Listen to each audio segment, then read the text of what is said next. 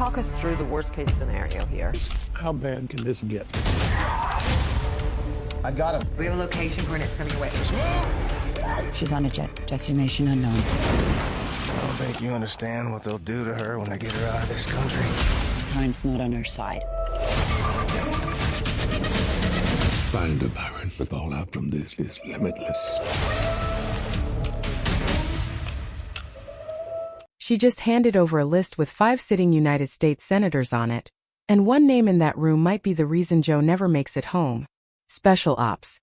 Lioness Season 3, Episode 4 is here, and after everything Oleksandra just confessed, nobody on this team can be trusted the same way again. If you thought Episode 3 left you shaken, wait until you see what Murder Hornets does to this story. Because right now, somewhere inside the CIA there is a mole. Maybe more than one. And the woman who has spent 3 seasons standing just far enough from the chaos to never get her hands dirty, Kaitlyn Meade, is suddenly looking a lot less innocent. Let's rewind for a second because you need to understand exactly how we got here. In The Bear is Infected, Kyle and Cruz sat down with Oleksandra for an interrogation that was supposed to give them answers about the attack on Joe's house. Instead, it gave them something far bigger. Oleksandra claimed she had no idea about the leak that led the enemy straight to Joe's front door. But what she did hand over was almost worse. File. A real physical file containing the names of Americans who are compromised, who are working for Russia and China without most of the country ever knowing it. A school district superintendent, reporters, low-level government officials, and 5 sitting U.S. senators. Sit with that for a second. 5 senators. People elected by the American public sitting in rooms where national security decisions get made. And according to Oleksandra, they belong to Russia now. So what does Joe do with information like that? She doesn't sit on it. She weaponizes it. Joe's plan is as bold as anything we've seen from her this season. Announce to the entire country that a Russian agent has been captured on U.S. soil. Don't release the name. Don't release the photo. Just enough information to make every single person connected to Russian intelligence panic and start reaching out to protect themselves. Because once they start reaching out, the CIA can watch. They can trace every call, every contact, every crack in the wall Oleksandra just helped them find. It's brilliant. It's also incredibly dangerous because plans like this always have a cost, and by the end of Episode 3 we already know what that cost looks like. The episode closes on a flash-forward that should terrify anyone watching this show. Joe chained to a bed, surrounded by Russian captives. A television bolted to the ceiling, replaying the White House's announcement over and over again, forcing her to watch it on a loop while she's subjected to something that looks a lot like Chinese water torture. She's not allowed to close her eyes. The message is clear. Somebody made sure Joe paid for that plan personally. And that brings us to Episode 4, Murder Hornets.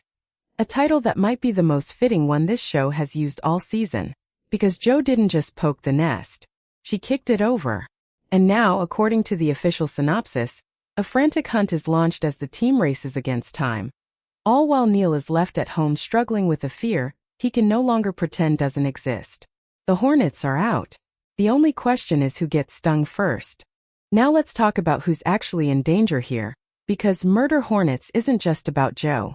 It's about every single person who has spent this season pretending they're on the same side. Start with Kaitlyn Meade. 3 seasons in, and she has always been the one person standing just outside the blast radius. She approves the missions. She sits in the meetings. She makes the calls that send Lioness operatives into war zones, and then she goes home while everyone else deals with the fallout. That distance she keeps? At first it read as professional detachment. Now, after everything that's happened, it starts to look like something else entirely. Because if you wanted to run an operation against the CIA from the inside, keeping your distance is exactly what you do. Never get too close. Never leave fingerprints. Let the people underneath you take all the risk while you stay clean. And here's the detail that really shifts things. When Joe pushed for that press conference for that public announcement about capturing a Russian agent, Kaitlyn was visibly uncomfortable with it. On the surface, that discomfort makes sense. It's a massive risk and any senior officer would think twice. But look at it from another angle. What if Kaitlyn wasn't worried about the operation failing? What if she was worried about what it might expose? Think back to the mission that sent Lioness into Ukraine, the one that nearly got the entire team killed. Kaitlyn signed off on that. If she's connected to Russian intelligence in any way, sending her own team into a Russian stronghold isn't just risky, it's convenient. A mission like that doesn't just gather intelligence, it also gives you the perfect opportunity to get rid of the people who might one day figure out what you are. Now, is any of this confirmed? No. Nothing in the show has stated outright that Kaitlyn is working against her own country. But television like this rarely hands you the answer early. It hands you the discomfort, the distance, the one too many coincidences, and lets you sit with the question. And right now, the question hanging over Kaitlyn Meade is loud enough that it's hard to ignore. But she's not the only name on the suspect list. Let's talk about Oleksandra, because her role in all of this might be even more complicated than it first appears. She handed over a file that exposed 5 senators. She gave the CIA exactly what they needed to move forward with Joe's plan. On paper, that makes her an asset, a defector who's finally choosing a side. But ask yourself this. What if that's precisely the point? What if the information she gave up was never meant to help America win, but to make America destroy itself from the inside? Here's the theory worth sitting with. If Oleksandra's real mission is to turn the people inside Lioness against each other, she doesn't need to plant a bomb or leak a secret. All she has to do is keep talking. Keep handing over information that sounds credible, that gets acted on, that puts people like Kaitlyn under suspicion whether they're guilty or not. Every time Joe starts distrusting the people closest to her, that's a win for whoever sent Oleksandra in the first place. You don't have to break an intelligence agency from the outside if you can get it to break itself from within. And that's exactly the environment Murder Hornets is stepping into. A frantic hunt, according to the official synopsis, as the team races against time to figure out who on Oleksandra's list is real and who isn't. Every name in that file has to be verified. Every senator, every official, every reporter. And the team doing that verifying is the same team that just watched their leader get taken, tortured, and put on television as a warning. Paranoia doesn't stay contained in a moment like that. It spreads. Meanwhile, at home, Neil is falling apart in a much quieter, much more human way. He's not chasing spies or decoding files. He's a father who watched danger walk right up to his own front door and nearly take his children. The synopsis confirms it directly. Neil struggles with growing fears, and honestly, who wouldn't? This isn't abstract anymore. This isn't Joe coming home with a story about a mission overseas. This is armed men outside his daughter's bedroom windows. Neil has spent this entire season asking Joe to walk away from this job. And every episode gives him one more reason to believe he was right all along. So picture where episode 4 leaves us. Joe, somewhere unknown, subjected to something designed to break her. A team back home trying to hunt down infiltrators while trusting no one, including each other. A husband quietly reaching his limit. And somewhere in the middle of it all, either Kaitlyn or Oleksandra, or maybe both, playing a much longer game than anyone in that CIA building has realized yet. So where does all of this actually lead? Let's put the pieces together one more time. Because Murder Hornets is setting up a collision that this show has been building toward since the very first episode of the season. Somewhere out there, Joe is a prisoner.